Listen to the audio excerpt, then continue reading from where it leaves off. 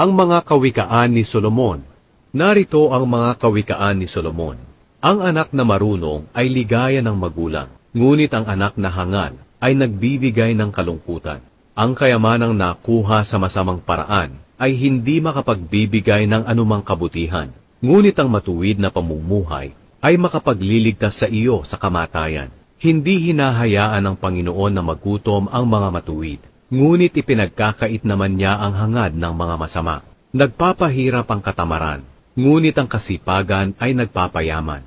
Ang nag-iimbak ng pagkain kapag anihan ay anak na marunong, ngunit ang anak na laging tulog kapag anihan ay kahiya-hiya. Ang taong matuwid ay pinagpapala, ang bibig ng masamang tao ay nakakapinsala. Ang alaala ng taong matuwid ay mananatili magpakailanman, ngunit ang masamang tao ay makakalimutan. Sumusunod sa mga utos ang taong marunong, ngunit ang nagsasalita ng kamangmangan ay mawawasak.